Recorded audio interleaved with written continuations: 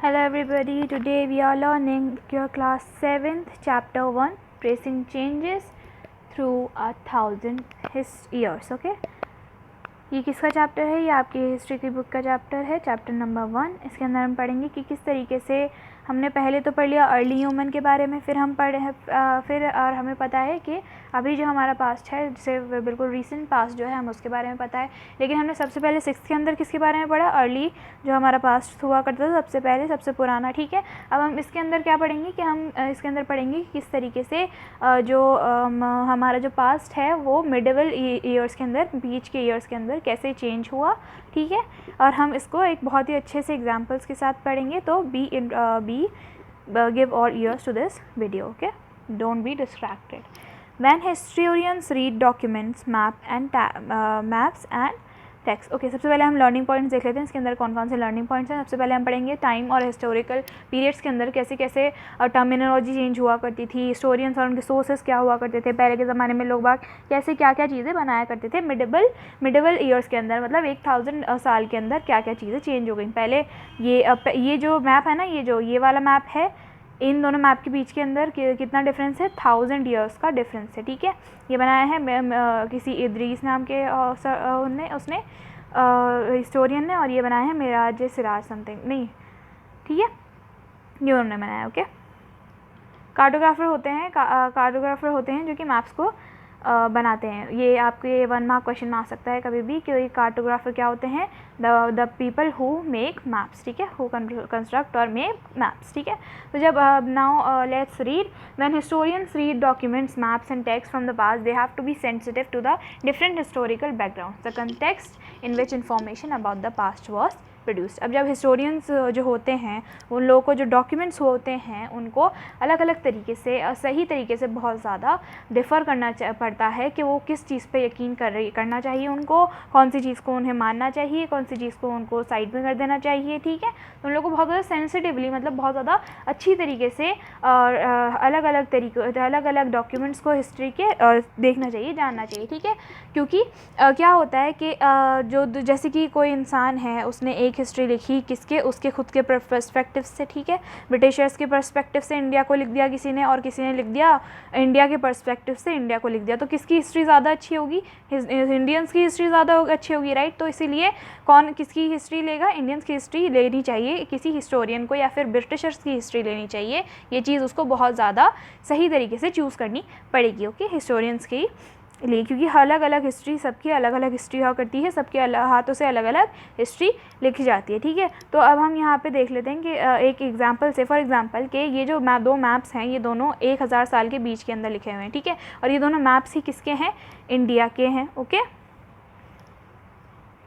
तो यहाँ देखो कितना अजीब सा लग रहा है, ये पूरा श्रीलंका हो गया है ना, और यहाँ पे पूरा तमिलनाडु बनाया है इन लोगों ने। ठीक है, तो मतलब ऐसा हो सकता है ना कि जिसने ये वाला जो मैप है, जिसने बनाया है, वो नॉर्थ की तरफ से आ रहा हो। ठीक है, और ये वाला जो मैप बनाया है जिसने, वो कहाँ से आ रहा हो? वो साउथ की तरफ से जा रहा हो। ठीक है, तो अब ये दोनों ही मैप्स क्या हैं? पुराने के ज़माने के हैं। और अब हमारा इंडिया किस तरीके से दिखता है? अब हमारा इंडिया कुछ अलग तरीके से ऐसे करके दिखता है। ठीक है, राइट। तो यहाँ अलग है, वहाँ अलग है, लेकिन अब हमारे पास टेक्नोलॉजी ज़्यादा है, तो हम लोगों ने बिल्कुल सही तरीके से इंडिया को सही तरीके से जान लिया कि इंडिया कैसे दिखता है। तो ये जो फर्स्ट मैप जो है वो 1164 CE को बना है, किसने बनाया है? 1154 ईयर के अंदर किसने बनाया है? एक अरब का जोग्राफर है जिसने बनाया है। किसने बनाया है? अल इद्रीसी ने। ठीक है, the section reproduced here is a detail of Indian subcontinent from his larger map of the world. ठीक है, अब ये जो सेक्शन है वो किसका है? इंडिया का है, जो कि उसके एक लार्ज मैप से लिया गया है। ठीक है, उनका, ठीक है। तो और जो नेक्स्ट जो मैप है इंडियन सबकॉन्टिनेंट का, वो मैप 2 कब का है? वो है 1720 का। ठीक है, किसने बनाया है? जो कि फ्रेंच कार्टोग्राफर ने बनाया है। कार्टोग्राफर कौन होते हैं? जिसकी मैंने बताया, मैप जो बनाते हैं। ठीक है, ये जो 2 मैप हैं वो एक दूसरे से बहुत ज़्यादा क्या हैं? अलग हैं, राइट। क्योंकि देखो इनका जो एरिया तो सेम ही है, लेकिन किसी ने नॉर्थ की साइड से बना दिया साउथ इंडिया को, और किसी ने पूरा साउथ की साइड से बना दिया है नॉर्थ इंडिया को, ठीक है। अब आप लोगों को दिख ही रहा होगा कि किस तरीके से जो श्रीलंका है वो ऐसा तो बिल्कुल भी नहीं है, है ना। श्रीलंका कुछ इस तरीके से के शेप के अंदर है, ठीक है, लेकिन ऐसा गोल तो बिल्कुल भी नहीं है। और ये हमारा साउथ जो है इंडिया, वो ऐसा भी नहीं है, बिल्कुल भी ऐसा भी नहीं है और ऐसा भी नहीं है। हमारा अब जो इंडिया है वो बिल्कुल ही अलग है, मैप अगर आप देखोगे तो जाके, ठीक है। तो इसी तरीके से अलग अलग जो हमारी हम लोग इन चैप्टर्स के अंदर ऐसे ही पढ़ेंगे किस तरीके से 1000 सालों के अंदर ही बहुत सारी जो डिटेल्स हैं वो चेंज हो गई हैं, लोगों के पर्सपेक्टिव चेंज हो गए, उन लोगों की समझ चेंज हो गई, हर चीज़ उन लोगों को पढ़ने का तरीका, उनके लैंग्वेजेस, हर चीज़ क्या हो गई है, चेंज हो गई, ज़्यादा ईजी हो गई है, राइट। तो let's see time and historical periods. अब हम पढ़ेंगे टाइम और historical periods. Historians do not see time just as a passing hours, days और ईयर्स, एज अ क्लॉक और कैलेंडर। अब देखो, हिस्टोरियंस जो होते हैं वो सिर्फ और सिर्फ टाइम को ऐसे नहीं देखते कि भाई 1 घंटा गुजर गया, 1 दिन गुजर गया, 1 साल गुजर गया, ऐसे नहीं देखते वो, ठीक है। Time also reflects changes in social and economic organization, in the persistence and transformation of ideas and beliefs. अब जो टाइम होता है वो क्या होता है, वो ऐसी भी चीज़ों को रिफ्लेक्ट करता है जो कि सोशल और इकोनॉमिक चेंजेस करती हैं ऑर्गेनाइजेशन के अंदर। मतलब हिस्टोरियंस के लिए सिर्फ और सिर्फ टाइम ऐसा नहीं है, बिल्कुल फालतू नहीं है। टाइम्स जो है हिस्टोरियंस के लिए बहुत ज़्यादा इंपॉर्टेंट है। कैसे? क्योंकि टाइम के साथ साथ चेंजेस आते हैं। सोशल मतलब सोशल और इकोनॉमिक चेंजेस आते हैं, मतलब लोगों के पैसे और कॉइन्स के अंदर भी चेंज आते हैं, सोसाइटी के अंदर भी चेंज आते हैं। किसी की जात बदल रही है, किसी का रिलीजन चेंज हो रहा है, कोई ज़्यादा कन्वर्ट कर रहा है, कोई कम कन्वर्ट कर रहा है, कोई किसी के रिलीजन को छोड़ रहा है, कोई किसी रिलीजन को अपना रहा है, ठीक है। तो ऐसे ही धीरे धीरे करके टाइम के अंदर ट्रांसफॉर्मेशन होते हैं, लोगों के बिलीव्स बदल जाते हैं, आइडियाज़ बदल जाते हैं, ठीक है। The study of time is made somewhat easier by dividing the past into large segment periods that possesses shared characteristics. अब जो स्टडी ऑफ टाइम है वो किससे ईजी हो गई है, कैसे ईजी हो गई है कि कुछ लोगों ने पास्ट को अलग अलग बड़े बड़े सेगमेंट्स के अंदर, बड़े बड़े पीसेस के अंदर, पार्ट्स के अंदर, पीरियड्स के अंदर डाल दिया है, ठीक है, अलग अलग हिस्ट्री को, ठीक है। In the middle of the 19th century, British historians divided the history of India into 3 periods, ठीक है। अब पहले के ज़माने के अंदर, मतलब 19th सेंचुरी के बीच के अंदर जो ब्रिटिशर्स हुआ करते थे, उन्होंने क्या करा था, जब वो इंडिया आए तो उनको इंडिया के बारे में कुछ पता ही नहीं था, ठीक है। तो क्या हुआ, उन्होंने क्या करा कि उन्होंने हमें किस में डिवाइड कर दिया, इंडिया को हिंदू के अंदर डिवाइड कर दिया, ठीक है। लेट मी टेल यू, उन्होंने हमें किस में डिवाइड कर दिया, हिंदू के अंदर डिवाइड कर दिया, मुस्लिम के अंदर डिवाइड कर दिया और ब्रिटिशर्स के अंदर डिवाइड कर दिया, ठीक है। उन्होंने ये बोल दिया कि एक जगह इंडिया के अंदर तो कहीं मुस्लिम होते हैं, कहीं हिंदू होते हैं और कहीं क्रिश्चियंस होते हैं, ब्रिटिश मतलब क्रिश्चियन होते हैं, जो कि जिनकी अलग अलग हिस्ट्री है। उन्होंने तो हमें ऐसा बता दिया, लेकिन इंडिया के अंदर ऐसा बिल्कुल भी नहीं था। कई बार हिंदू मुस्लिम्स के ही कल्चर सेम हुआ करते थे, चाहे उनका रिलीजन अलग हो, चाहे उनका बिलीफ अलग हो, लेकिन उनके ट्रेडिशंस अलग हुआ करते थे, ठीक है। तो इसी की वजह से हमारा पार्टीशन भी बहुत ज़्यादा इन्फ्लुएंस हुआ था इन हिस्टोरियंस की वजह से। किनकी वजह से? ब्रिटिश हिस्टोरियंस की वजह से, क्योंकि इन्होंने ही हमें बांट दिया था हमारे कल्चर और कास्ट के अंदर। This division was based on the idea that the religion of rulers was the only important historical change. क्यों इन लोगों ने हमें अब कैसे क्यों डिवाइड करा? क्योंकि देखो, पहले के ज़माने में कि जो हिंदू रूलर्स हुआ करते थे, उन्होंने वो करा रूल, ठीक है। तो उन लोगों ने क्या कर दिया, पूरा उस जो पीरियड था, वो जो पीरियड ऑफ टाइम था, जैसे 300 साल किसी रूलर ने रूल करा है, तो उसको क्या नाम दे दिया, हिंदू रूलर का नाम दे दिया। लेकिन ऐसा तो नहीं था ना कि सिर्फ और सिर्फ हिंदूज ही थे वहाँ पे। जब कोई हिंदू रूल कर रहा था तो कोई वहाँ पे उसमें मुस्लिम्स भी थे, ठीक है। जब कोई हिंदू रूल कर रहा था तो मुस्लिम्स भी वहाँ पे थे उसके प्रजा के अंदर, कोई मुस्लिम रूल कर रहा था तो हिंदूज़ भी थे उसके अंदर। और जब ब्रिटिशर्स रूल कर रहे थे ना, तब क्या था, तब तो हिंदूज़ भी थे और मुस्लिम्स भी थे, लेकिन उन्होंने सिर्फ और सिर्फ किसकी हिस्ट्री लिखी, खुद की हिस्ट्री लिखी, ब्रिटिशर्स की हिस्ट्री लिखी, ठीक है। And that there were no significant developments. और उन्होंने क्या बोला कि कुछ कुछ जगहों पे तो ना हमारे इंडिया के अंदर ना तो कोई डेवलपमेंट हुआ है, ना कोई इकोनॉमी में, ना सोसाइटी में, ना कल्चर में। सिर्फ और सिर्फ कहाँ पे डेवलपमेंट हुआ है, वहाँ पे जहाँ पे ज़्यादा डाइवर्सिटी है सब कॉन्टिनेंट के अंदर, ठीक है। हमारी जो डाइवर्सिटी थी उसको भी इन लोगों ने क्या करा, सब हमारी इंडिया की डाइवर्सिटी को भी क्या करा, बहुत ज़्यादा इग्नोर करा और सिर्फ हमें बांट दिया गया हमारे हमारे जो रूलर्स थे उनके अकॉर्डिंग, ठीक है। Few historians follow this periodisation today. जब कुछ हिस्टोरियंस जो हैं वो इस पीरियडाइजेशन को अभी तक फॉलो करते हैं, राइट, जो कि बहुत ज़्यादा गलत बात है, इन माय ओपिनियन बहुत ज़्यादा गलत बात है ये चीज़, ठीक है। Most look to look to economic and social factors to characterize the major elements of different moments of the past. बहुत सारे जो लोग, कुछ हिस्टोरियंस तो इस पीरियडाइजेशन को फॉलो करते हैं, जो रूलर जैसे हिंदू है तो हिंदूज़ की हिस्ट्री को पढ़ लिया, ठीक है। कुछ ऐसे हैं जो कि इकोनॉमिक और सोशल फैक्टर्स को भी देखते हैं और उनके एलिमेंट्स को भी देखते हैं, दूसरे जो कि पहले के ज़माने में हुआ करते थे। कुछ ऐसे the histories you read last year included a wide range of early societies, hunter-gatherers, early farmers, people living in towns and villages, early empires and kingdoms. पहले अभी हमने 6th के अंदर किसकी हिस्ट्री पढ़ी है? सारी अर्ली सोसाइटीज़ की हिस्ट्री पढ़ी है, जो कि थे हंटर्स थे, जो गैदर्स थे। 6th के अंदर हमने इनकी हिस्ट्री पढ़ी है, ठीक है। लेकिन अब हम जो इस ईयर किसकी हिस्ट्री पढ़ेंगे? मिडिवल ईयर्स की हिस्ट्री पढ़ेंगे, जिसमें हम लोग पढ़ेंगे सारी रूलर्स वगैरह की हिस्ट्री, ठीक है। जब थोड़ी सी जो सोसाइटी थी वो थोड़ी डेवलप हो गई, हिस्टोरियंस आए और उन्होंने चीज़ों को लिखना शुरू कर दिया, ठीक है। These 1000 years of Indian history witnessed considerable changes, क्योंकि ये जो 1000 years थे ना, इसके अंदर बहुत सारे चेंजेस आए, बहुत ज़्यादा लोगों के अंदर समझ आने लगी, तो इन लोगों ने चीज़ों को अलग अलग तरीके से करना शुरू कर दिया। After all the 16th and 18th centuries were quite different from the 8th और द 11th, ठीक है। जैसे कि हम लोग को पता है कि 16th सेंचुरी जो थी वो 18th सेंचुरी से बहुत 16th सेंचुरी और 18th सेंचुरी बहुत ज़्यादा अलग थी, किससे? 8th और 11th सेंचुरी से, ठीक है। Therefore describing the entire period as one historical unit is not without its problems. इसीलिए कभी भी हम लोग पूरे एक पीरियड को एक ही हिस्टोरिकल यूनिट से डिवाइड नहीं कर सकते। इसीलिए हम लोग किससे डिवाइड करते हैं? हम लोग इन चीज़ों को हम मिडिवल से डिवाइड करते हैं। हम कहते हैं कि सबसे पहले अर्ली पीरियड हमने देख लिया, ठीक है, 6th के अंदर। फिर हम पढ़े हैं 7th के अंदर मिडिवल पीरियड को, जहाँ पे सबसे ज़्यादा चेंजेस आए, ठीक है। और जो मॉडर्न हिस्ट्री जो है हमारी ब्रिटिशर्स वाली, वो हम किस में पढ़ेंगे? 8th के अंदर पढ़ेंगे, okay. Modernity carries with its sense of material progress and intellectual advancement. Modernity जो है मतलब हमारी जो मॉडर्न पीरियड जो है उसके अंदर इतनी ज़्यादा प्रोग्रेस होने लग गई थी और इतने ज़्यादा एडवांसमेंट्स होना लग गया था, बहुत ज़्यादा, ठीक है। इसीलिए मॉडर्निटी कहा गया है इसको, ठीक है। This seems to suggest that the medieval period was lacking in any change whatsoever. इसका मतलब ये नहीं है कि जो मिडिवल पीरियड है उसके अंदर भी बहुत ज़्यादा क्या बोलते हैं लैक ऑफ कुछ भी चीज़ का चेंज का लैक हो रहा था, या फिर कुछ भी चीज़ कम हो रही थी चेंज के अंदर, नहीं। उसके अंदर भी उस मिडिवल एरिया में भी बहुत ज़्यादा क्या हो रहे थे? चेंजेस हो रहे थे, उसमें भी कोई कमी नहीं आई थी, ठीक है। During the 1000 years, the society of the subcontinents were transformed often, and economies and several regions reached a level of prosperity that attracted the interest of European trading companies, ठीक है।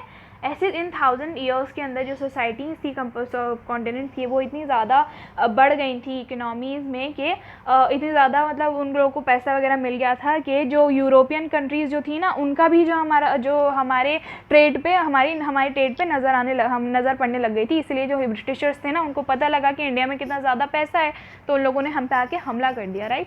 हमला नहीं करा, धीरे धीरे करके उनकी चालाकी से, उनके दिमाग से वो घुस गए। हम इस चीज़ को हम 8th के अंदर पढ़ेंगे। That history is very interesting, okay. Historian in their sources. अब देखो हिस्टोरियंस को कैसे ये सारी चीज़ें पता लगती हैं, हिस्टोरियंस के पास जो सोर्सेज होते हैं वो कैसे इन लोगों को पता लगते हैं। हिस्टोरियंस जो हैं वो डिफरेंट ये लोग सोर्सेज को यूज़ करते हैं, ठीक है, पास्ट के बारे में जानने के लिए। किस चीज़ पे डिपेंड करती है ये चीज़ कि उन लोगों को किस चीज़ के बारे में जानना है, ठीक है। अब we will read about the following 1000 years from रफली 700 to 1750, ओके। हम किसके बारे में पढ़ेंगे? उन 1000 साल के बारे में जो कि 700 से 1750 तक चले, after the birth of Jesus Christ, ठीक है। You will notice some continuity in the sources used by historians for study of this period. They still rely on coins, inscriptions, architecture and textual records for information. अब देखो हमारे जो historians हैं वो अभी भी कुछ कम्युनिटी के ऐसे हिस्टोरियंस हैं जो कि मतलब अभी भी किस पे रिलाई करते हैं हमारी हिस्ट्री जानने के लिए? कॉइन्स पे, इंस्क्रिप्शंस पे। जैसे कि हम लोगों ने पढ़ाई है मैन्यूस्क्रिप्ट्स और इंस्क्रिप्शंस हुआ करते थे, जो कि 6th के अंदर हमने पढ़ाई है कि मैन्यूस्क्रिप्ट्स क्या होती थी, जो कि पाम लीव्स पे लिखते थे लोग। जो हिस्टोरियंस हुआ करते थे वो पाम लीव्स पे लिखते थे, उनको क्या कहते थे? मैन्यूस्क्रिप्ट्स। और जो कि इंस्क्रिप्शंस हुआ करते थे वो पत्थर पे गाड़ दिया करते थे, ठीक है, तो उनको क्या कहते थे? इंस्क्रिप्शंस कहते थे, ठीक है। तो बहुत सारे ऐसे लोग हैं जो कि इन्हीं चीज़ों पर रिलाई करते हैं है, ऐसे हिस्टोरियंस हैं जो कि इन्हीं चीज़ों से जो हिस्ट्री है वो निकालते हैं. But there is also considerable discontinuity. The number and variety of textual records increased dramatically during this period. This slowly displaced other types of available information. Through this period, paper gradually became cheaper and more widely available. People used it to write holy texts, chronicles of rulers, letters and teachings of saints, petitions and judicial records, and for registers of accounts and taxes. अब देखो पहले क्या हुआ करता था, पहले के ज़माने में हमने अर्ली ह्यूमन एज के अंदर हमने क्या पढ़ा कि मैन्युस्क्रिप्ट्स और इंस्क्रिप्शंस हुआ करते थे. लेकिन अब जब मिडल एरा जब आ गया था ना, तो पेपर जो था वो आसानी से मिल जाया करता था. तो इस जो एरा है ये जो, उसके बारे में हमें बहुत ही ज़्यादा अच्छे से पता है. तो जब ये जो पेपर था वो लोगों के पास आ गया था बहुत ही ईजीली, तो हमारे पास इन लोगों की जो चीज़ें हैं वो ईजीली अवेलेबल हैं अभी भी. ठीक है, ये उन मैन्युस्क्रिप्ट्स में हमें क्या मिला है, उन पेपर्स को जब वो लोग अवेलेबल थे तो उसके अंदर होली टेक्स्ट हैं, मतलब रिलीजियस टेक्स्ट हैं, और रूलर्स के क्रॉनिकल्स हैं, मतलब किस तरीके से वो लोग राज करा करते थे, लेटर्स हैं, टीचिंग्स हैं जो कि साधु लोग लिखा करते थे, पिटिशंस हैं जो कि रूल्स वगैरह बनाया करते थे जो हमारे राजा हुआ करते थे, जुडिशियल रिकॉर्ड्स हैं और रजिस्टर्स हैं कि कौन कौन से राजा कहाँ टैक्सेस लगाते थे किस लोगों पर. ठीक है, manuscripts were collected by wealthy people, ruler monasteries and temples. अब जो मैन्युस्क्रिप्ट्स हुआ करती थी वो किसके पास हुआ करती थी, ज़्यादातर अमीर लोगों के पास हुआ करती थी. ठीक है, रूलर्स के पास हुआ करती थी और मोनास्ट्रीज और टेम्पल्स के पास, मतलब मंदिर वगैरह के पास हुआ करती थी. ठीक है, they were placed in libraries and archives. ये जो कहाँ पे रखी गई थी हमारी जो मैन्युस्क्रिप्ट्स हैं जो कि हमारे जो मिडिल एरा के लोगों ने लिखी, वो कहाँ पे स्टोर हैं, ज़्यादातर लाइब्रेरीज और आर्काइव्स में स्टोर्ड हैं. ठीक है, ये मैन्युस्क्रिप्ट्स जो हैं वो लोगों को आराम से ज़्यादातर डिटेल इन्फॉर्मेशन के साथ ही मिल जाती. ठीक है, लेकिन ये बहुत ज़्यादा डिफ़िकल्ट भी हैं यूज़ करने में, क्योंकि उनकी जो लैंग्वेज वगैरह होती है बहुत थोड़ी सी हार्ड होती है. ठीक है, so now let's see new and old terminologies. Let's see. Terminology का मतलब आप लोगों को पता ही होगा, लेकिन अगर नहीं पता है तो लेट मी टेल यू कि टर्मिनोलॉजी क्या होती है. न्यू वर्ड्स होते हैं जो कि हम सीखते हैं और फिर कई बार हमारे वर्ड मीनिंग्स वगैरह आ जाते हैं राइट एग्ज़ाम के अंदर, तो उनको हम क्या कहते हैं, टर्मिनोलॉजीज. ऐसी टर्म्स जो कि नई हमने सीखी हों. ठीक है, तो अब इस पैराग्राफ के अंदर हम क्या पढ़ेंगे, किस तरीके से जो पहले के ज़माने के जो लोग हुआ करते थे, जो वर्ड्स पहले यूज़ करते थे, अब वो क्या हो गए हैं, बिल्कुल चेंज हो गए हैं. ठीक है, take the term Hindustan for example. कैसे लैंग्वेज चेंज हुई है, लेट मी टेल यू कि सबसे पहले हम एक एग्जाम्पल ले लेते हैं हिंदुस्तान का. पहले हम क्या कहते हैं, पहले हम क्या कहा करते थे इंडिया को, क्या बोलते थे, हिंदुस्तान कहा करते थे. कैसे हुआ वो, कैसे आया ये नेम हमारे इंडिया के नाम में. ऐसा तो नहीं था कि यहाँ पे हिंदूज रहते थे या फिर इनका कल्चर ऐसा था तो हिंदुस्तान कहा गया उसको, नहीं.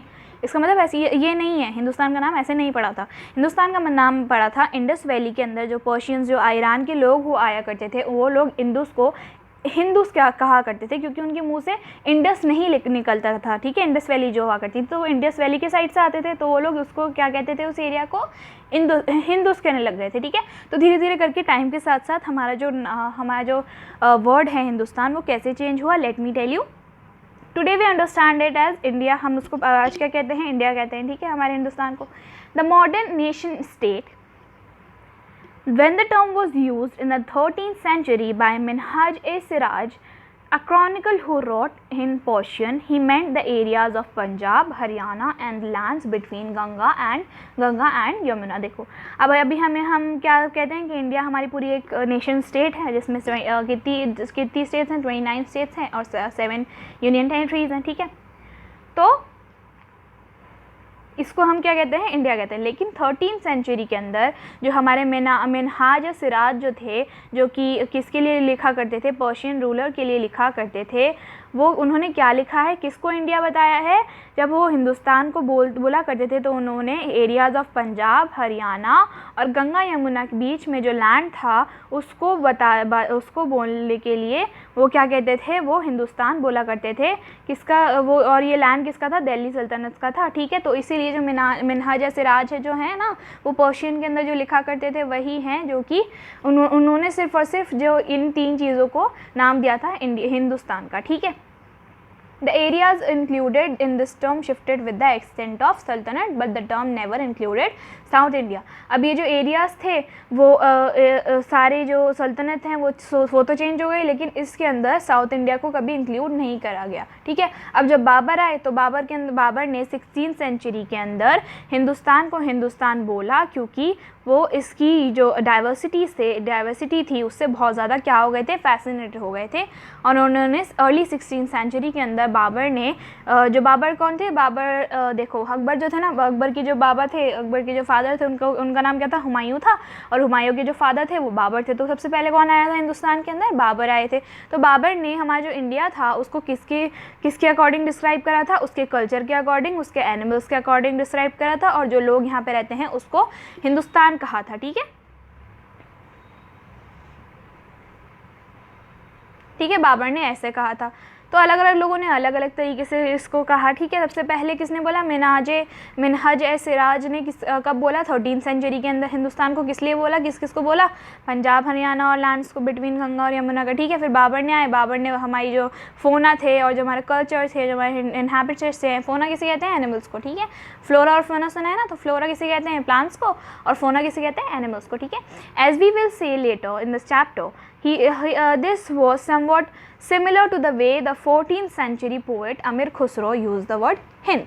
अब देखो, अब इस चैप्टर के अंदर अपन लोग क्या देखेंगे कि ये भी सिमिलर ही था कि 14th सेंचुरी के अंदर जो अमीर खुसरो जो थे वो उन्होंने अपनी जो उनकी पोएम्स वगैरह हुआ करती थी उसको उसमें क्या बोला है, हिंद बोला है, ठीक है।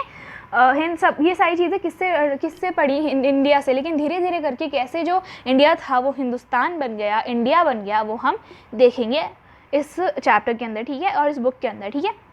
हम लोग ने ऑलमोस्ट पढ़ ही लिया है कि कैसे इंडस वैली से इंडस को जो ईरानियंस थे वो क्या बोलते थे, हिंदूस बोलते थे, ठीक है। तो वो धीरे धीरे करके एवोल्यूशन हुआ और वर्ड चेंज हो गया पूरा, ठीक है। अलग अलग लोगों ने अलग अलग नाम लिया, ठीक है, अलग अलग जगह रीजंस की वजह से, ठीक है। While the idea of geographical and cultural entity like India did exist, the term Hindustan did not carry the political and national meanings which we associated with today. अब देखो, पहले के ज़माने में जोग्राफिकल और कल्चर एंटिटी जो कि India carry करता था, जिसकी वजह से हमें हिंदुस्तान कहा जाता था, वैसी ही सारी चीज़ें अब इंडिया कैरी, अब हम इंडिया को इसलिए नहीं कहते इंडिया, क्योंकि उसके पहले के ज़माने में जो आइडियाज़ थे वो अब हम उन आइडियाज़ के थ्रू इंडिया को इंडिया नहीं कहते, हिंदुस्तान नहीं कहते, ठीक है। Historians today have to be careful about the terms they use because they meant different things in the past. अब जो historians हैं उनको terms के बारे में भी जो वो लोग words यूज़ करा करते थे उसको भी वो लोग क्या करते थे, बहुत ज़्यादा उनको कैसे यूज़ करना पड़ेगा, डिफरेंट मीनिंग्स को डिफरेंट तरीके से यूज़ करना पड़ेगा, ठीक है, पास्ट के अंदर। Take for example a simple term like foreigner. अब हम एग्जांपल ले लेते हैं कि जैसे कि फॉरेनर है, ठीक है। अब हम आज के ज़माने में क्यों यूज़ करते हैं फॉरेनर टर्म के, जो कि इंडियन ना हो उसको हम क्या कह देंगे, फॉरेनर कह देंगे, ठीक है। लेकिन पहले के ज़माने में मिडिवल पीरियड के अंदर फॉरेनर किसे कहा जाता था, कोई भी ऐसा स्ट्रेंजर जो कि किसी और विलेज से आया हो उसको क्या कह देते थे वो लोग, विदेशी कह देते थे या फिर फॉरेनर कह देते थे। लेकिन आज के ज़माने में क्या है कि इंडिया के अंदर से कोई आ रहा है हमारे पास, इंडिया के अंदर से, जैसे तमिलनाडु से राजस्थान कोई आ रहा है जयपुर में, तो उनको हम क्या कहेंगे, उनको हम फॉरेनर नहीं कहेंगे, उनको हम कहेंगे नहीं भाई ये हिंदुस्तान के हिस्से का है और हमारा भाई है ये, तो ठीक है।